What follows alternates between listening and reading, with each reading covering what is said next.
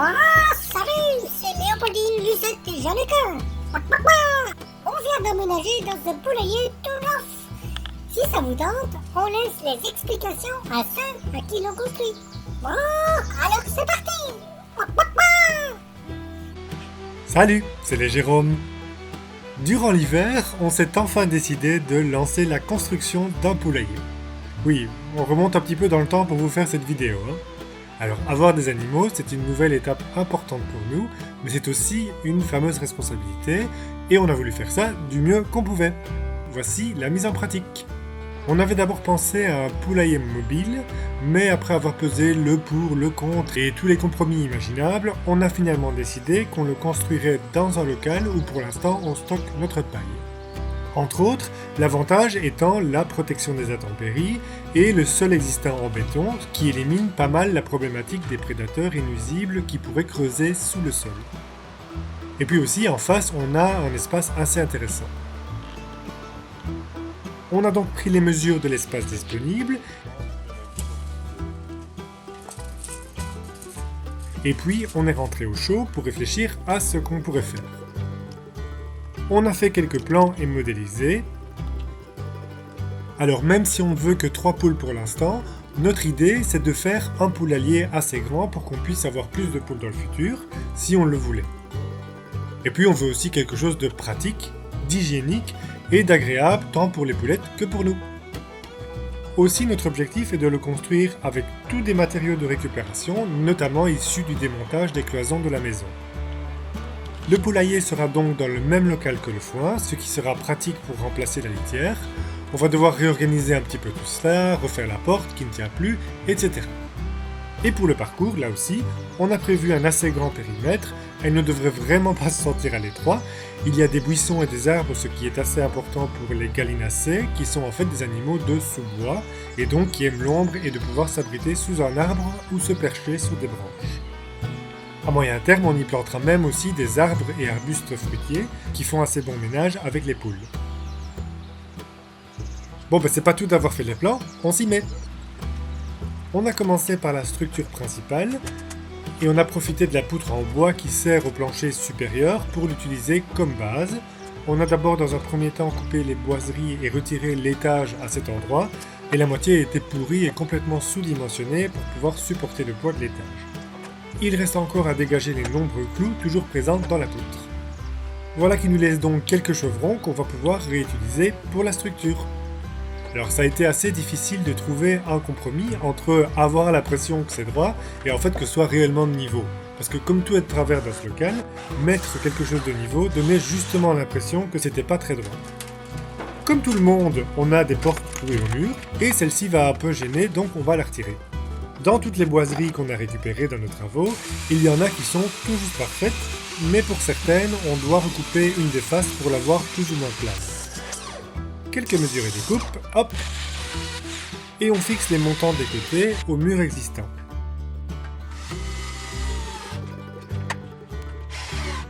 Et puis on peut passer à la face de devant. Comme c'est en contact avec le sol, là on va récupérer un morceau de chaîne qu'on va arrimer au sol. On a calculé où vont arriver les montants verticaux, et puis vu l'épaisseur du bois, on a fait quelques chapelles pour la vis qui maintiendra le tout en place. Et on peut assembler le tout tranquillement dehors, car dans le local on n'a vraiment pas beaucoup de place.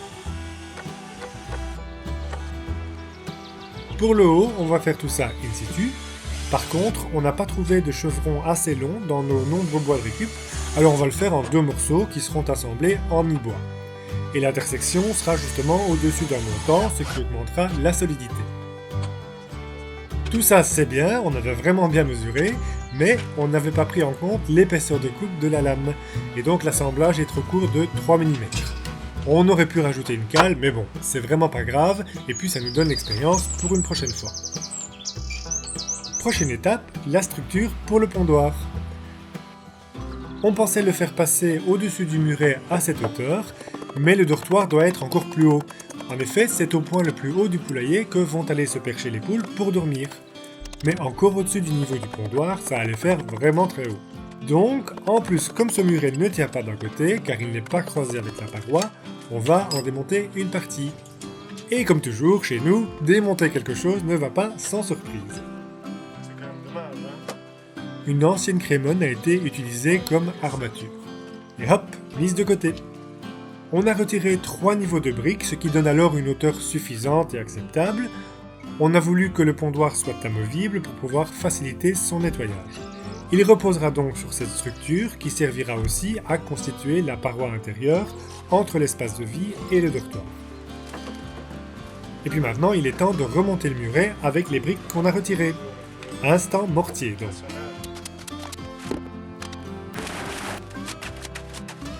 Pour croiser le muret avec la paroi, on a fait quelques ouvertures dans les parpaings en béton pour y insérer les briques. Cela maintiendra le muret qui bougeait pas mal. Les briques en terre cuite sont ultra absorbantes, alors pour ne pas que cela dessèche instantanément le mortier et que cela prenne bien, on les fait tremper préalablement dans de l'eau avant de les monter. Il y a un petit peu trop de briques, alors on remonte le muret du côté du futur dortoir qui sera de toute façon fermé. Et voilà pour la structure. On passe au pondoir à proprement parler. Alors dans tous les brols qu'on a récupérés par-ci et par-là, il y a aussi quelques morceaux de multiplex et qui sont déjà quasi aux dimensions. Pile poil. Pour la partie du dessus similaire à un coffre, on doit couper une planche en biseau sur toute sa longueur, histoire que cela ferme bien.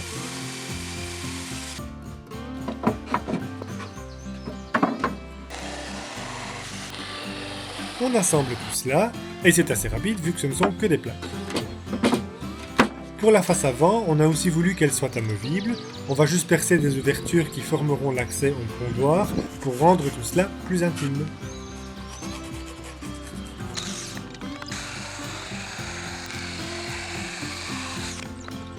Et on utilisera les chutes comme intercalaires à l'intérieur.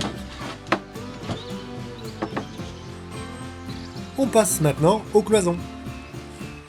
Et dans les cloisons qu'on a démontées, justement, il y avait plein de vieux planchers en chêne qui avaient été réutilisés.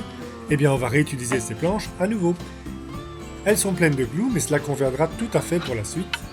Mais aux endroits de découpe, il faut faire attention de bien les retirer pour ne pas endommager la lame de la scie ou alors de recevoir des éclats.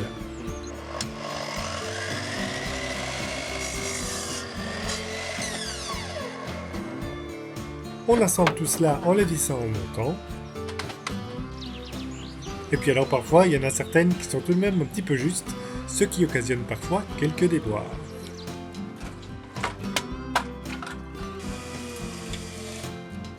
On les fixe au milieu des chevrons, car on va par la suite les enduire. C'est pour ça que les clous ne gênent pas, au contraire, ils serviront d'accroche. On n'oublie pas non plus de créer les ouvertures d'accès au dortoir. Et on ferme toutes les cloisons avec ces planches.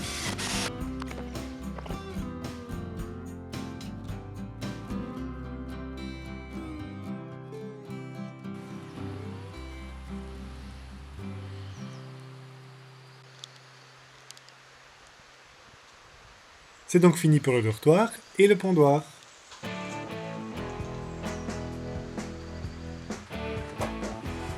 Pour le dessus du poulailler, on ferme avec les planches qui servaient déjà à l'étage de ce local, enfin ce qui était encore en bon état. Au moins cette partie sera solide et puis surtout de niveau. Et puis ensuite cela pourra servir comme base pour le futur si ou quand on refera le niveau supérieur de l'atelier. Prochaine étape, les enduits. Alors comme les planches sont assez poussiéreuses avec les enduits qui y étaient collés, on passe un bon coup de brosse métallique histoire de dépoussiérer tout ça. Et puis après on va nettoyer en aspergeant un bon coup. On a d'abord réalisé un mortier très liquide avec du sable 0,4 et de la chaux qui servira de gobetis d'accroche. Et avec un gros pinceau, en fait, on en tapisse grossièrement toutes les surfaces qui seront enduites.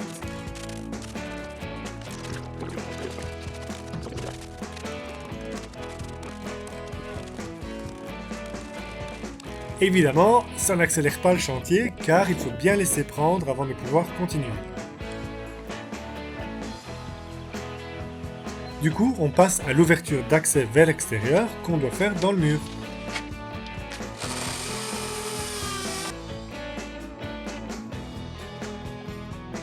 Bon, le béton n'est pas de très bonne qualité et finalement ça se casse encore assez bien.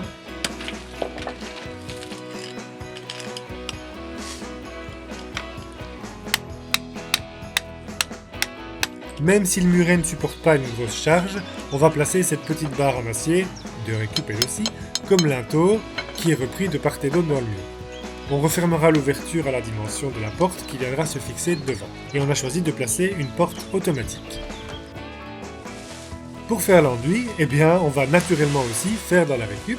On avait donc gardé en sac tout le torchis et la terre des cloisons.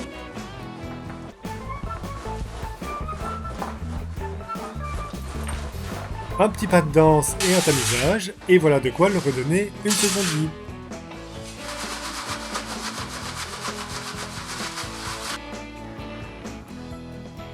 Alors on a procédé à quelques tests de mélange pour voir lequel aura le meilleur rendu, mais aussi la meilleure tenue.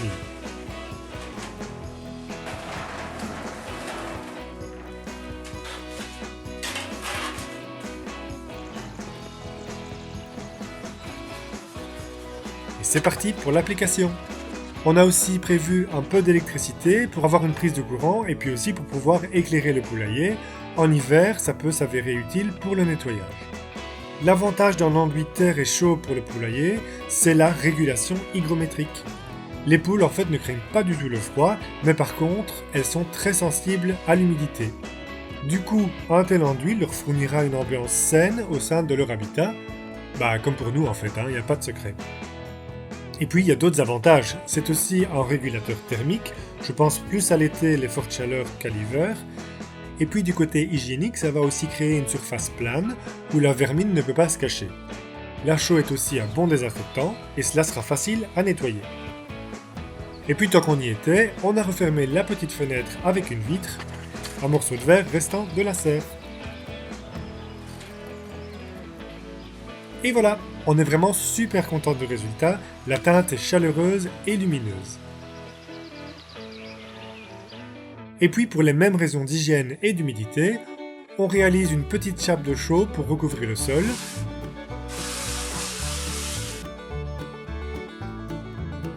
Et par la même occasion, en fait, ça va remettre un peu le sol de niveau.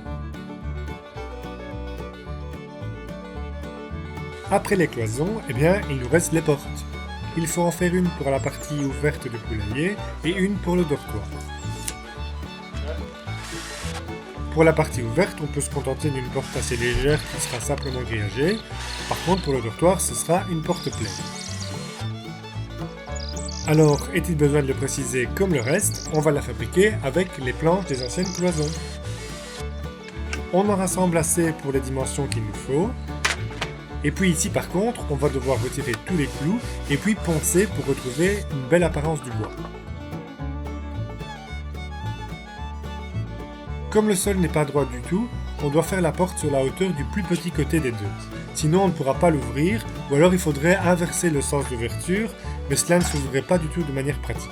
Rien de bien grave, on remontera la chape de chaux un petit peu derrière pour arriver au niveau de la porte et ainsi empêcher tout intrus de pouvoir s'immiscer dans le poulailler.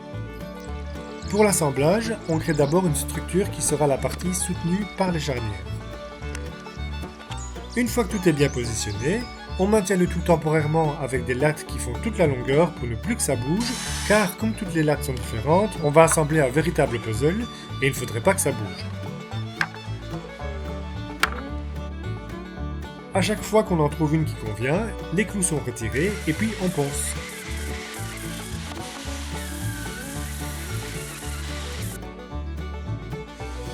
On a commencé par les côtés pour avoir la dimension exacte en largeur, et puis on a pu retirer les fixations temporaires et continuer le montage des autres planches. On n'en a pas trouvé d'assez longue pour faire toute la hauteur de la porte. Oui, alors avec la récup, il faut savoir composer, car rien n'est standard, ni droit, ni de même taille. Donc on a choisi de faire des moitiés, c'est pour cela que la barre transversale centrale est plus large. Et puis il n'y a plus qu'à l'arrimer aux charnières, et le tour est joué. Enfin, façon de parler, car ça n'a vraiment pas été évident de bien la maintenir pendant l'installation. Mais on y est arrivé.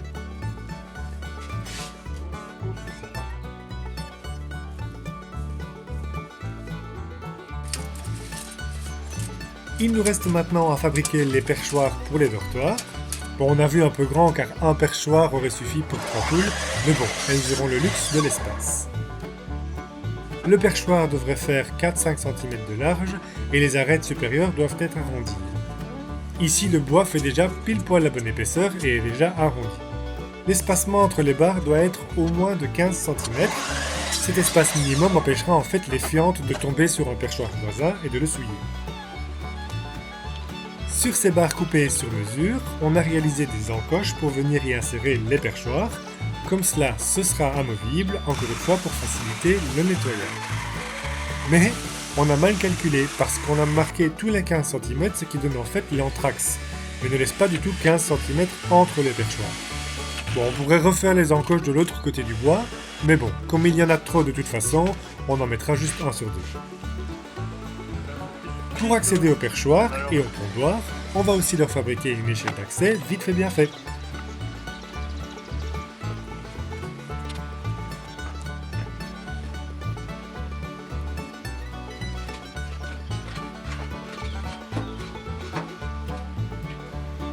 Et pour finir, on peut donc grillager la partie ouverte du poulailler pour le sécuriser des intrus. On a utilisé un grillage à mailles assez fines, normalement même les souris ne pourront pas passer à travers, mais bon, ce sont surtout les rats, les fouines et les renards qu'il faut craindre dans un poulailler.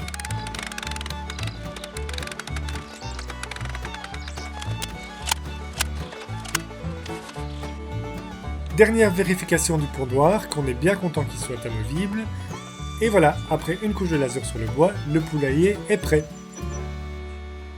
Et une dernière chose, mais de taille, le parcours. On va donc le clôturer pour protéger un minimum les poules, mais en fait surtout pour ne pas qu'elles foncent au potager nous picorer les laitues. Dans tous nos bâtons plus ou moins droits qu'on garde dans nos tailles, on a sélectionné les plus beaux pour en faire des piquets de 1,80 m, pour au final avoir une clôture de 1,50 m de hauteur. Une extrémité est taillée en pointe pour faciliter l'enfoncement. Et pour prolonger leur durée de vie, on va brûler les extrémités pointues.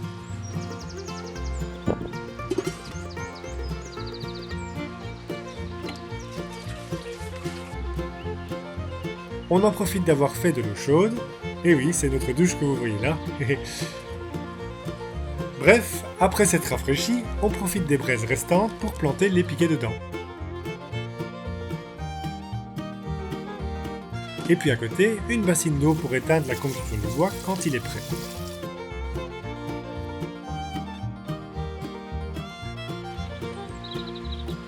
Un peu plus tard, mais mieux que jamais, on a aussi décidé de retirer l'écorce pour la durabilité mais aussi esthétiquement.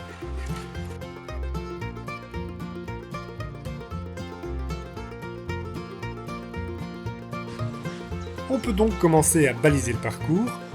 On a utilisé un fil comme repère pour la hauteur. Le terrain n'est vraiment pas de niveau donc c'est assez approximatif mais suffisant. Et on a fait d'abord des trous à l'aide d'une barre à mine pour faciliter l'enfoncement du piquet.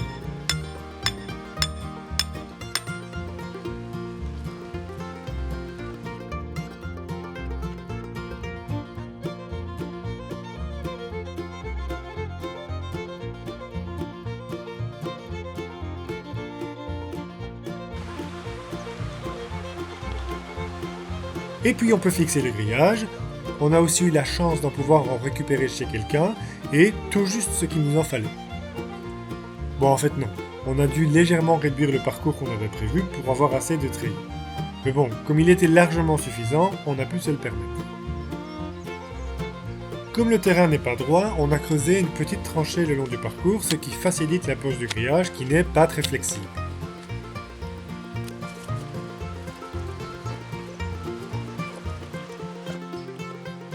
Et voilà, le parcours est délimité. Bon c'est bien tout ça, mais il faut encore donner accès à cet espace, et on va donc aussi fabriquer un portail de chaque côté. Et oui, c'est jamais fini. On retourne donc farfouiller dans notre stock de boiseries récupérées.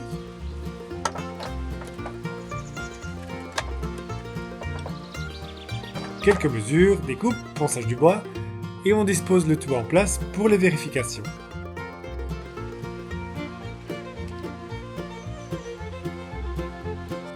Et puis une petite lasure de protection.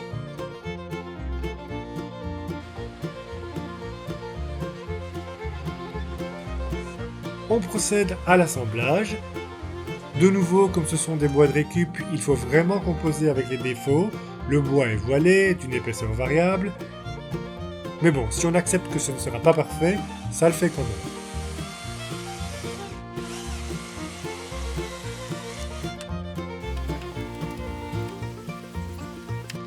Et on l'attache au poteau. Et ça ne va pas. On a un peu surestimé la stabilité de l'ancrage du poteau dans le sol. Ça bouge assez fort vu le poids de la porte, mais surtout vu sa portée. Il faut donc savoir s'adapter. On démonte le tout et on va donc réaliser un portail double battant à la place. En gros, on a rajouté des planches verticales et coupé le portail en deux. Il va juste falloir doubler le nombre de charnières et les poteaux du portail. Il faut ce qu'il faut. Et du coup, ça va tout de suite beaucoup mieux.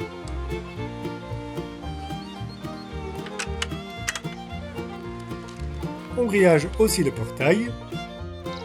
Et puis on passe au deuxième qu'on a directement fait en version 2 ouvrants bien sûr.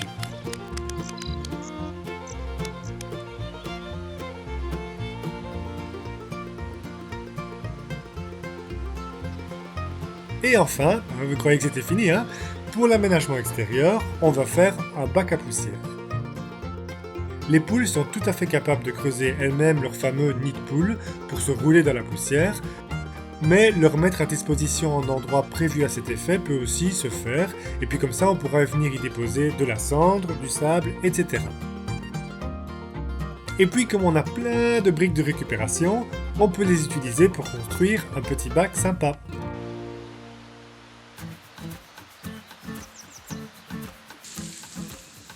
Avant d'accueillir les nouvelles habitantes, on dispose d'un fond de litière sur toute la surface au sol. Bon allez, on n'en pouvait plus d'impatience, on a donc pu aller chercher nos poulettes. On vous présente donc Léopoldine, Jeanneke et Lucette, respectivement de race Sussex, Coucou et Marran, et qu'on est très heureux d'accueillir. C'est assez drôle car elles ont vraiment chacune leur caractère, et presque instantanément on a pu voir qui était la chef. La poule est une espèce très hiérarchisée et leur fonctionnement répond à quelques règles. C'est la chef qui va choisir le meilleur pondoir en premier. Dans le dortoir, l'endroit le plus haut, c'est d'ailleurs pour cela qu'il vaut mieux avoir tous les perchoirs à la même hauteur pour éviter des querelles, etc. Mais c'est aussi la chef qui endosse le rôle de guider le groupe et qui viendra protéger en cas d'attaque. Quand il y a un coq, normalement c'est lui qui assure ce rôle, mais ici il est repris par la poule dominante. Et déjà le lendemain, la chef est déjà en train de pondre. Elles ont vraiment tout de suite compris où aller pour laisser leurs œufs. Après la ponte, leur chant est destiné en fait à informer le coq que c'est le moment, car c'est seulement pendant la première demi-heure de préparation du prochain œuf que la poule est fertile. Après, le blanc d'œuf se forme et il ne pourra plus être fécondé. Mais bon, même sans coq, l'instinct est plus fort. Dans le bac à poussière, on a remis de la terre tamisée, et puis des cendres, un peu de sable fin, et aussi de la terre de diatomée. Les poules ont l'instinct de venir se rouler dans la poussière pour se débarrasser des parasites qui vivent sous leurs plumes, un peu comme des poux. Alors il ne faut pas confondre les poux malophages, qui vivent sur la peau d'une poule se nourrissant de débris d'épiderme et de plumes, et les fameux poux rouges qui sont en fait des acariens et qui vivent dans les interstices cachés à l'intérieur du poulailler et sortent la nuit pour sucer le sang des poules, ce qui leur donne d'ailleurs leur fameuse couleur rouge quand il est rassasié. C'est le parasite le plus problématique dans un poulailler, et c'est d'ailleurs pour cela qu'on a pensé notre poulailler pour offrir le moins d'interstices possible. En ce qui concerne les poux et autres petites bêtes qui se glissent sous leurs plumes, c'est tout à fait normal que les poules en travaillent toujours un petit peu, tant que ça ne devient pas l'invasion, d'où l'essentiel bac à poussière. Et bien sûr, tout est hiérarchisé, la chef prend d'abord son bain, et puis c'est au tour des autres. L'idée à moyen terme, ce sera aussi de construire un petit toit pour le couvrir et permettre aux poules de pouvoir l'utiliser même quand il pleut. Tous les jours, on retire les fientes de la litière pour garder une bonne hygiène et une fois toutes les semaines ou deux, on va changer complètement la litière qui en fait va servir de paillage directement au potager. Et bien sûr, le plus agréable, venir chercher ses œufs fraîchement pondus tous les matins. Sur place, évidemment, on stocke aussi les boîtes d'œufs, la nourriture, les outils, etc. On a mis des morceaux d'ardoise pour pouvoir noter diverses infos, comme le dernier nettoyage par exemple, et toujours un crayon pour noter la date de ponte sur l'œuf, sans quoi on s'y perdrait.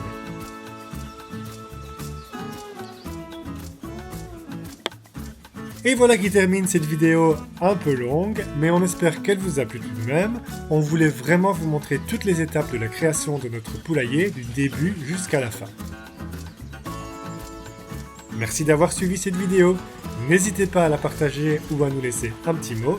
Si ce n'est pas déjà fait, vous pouvez bien sûr vous abonner à la chaîne. Portez-vous bien et à bientôt.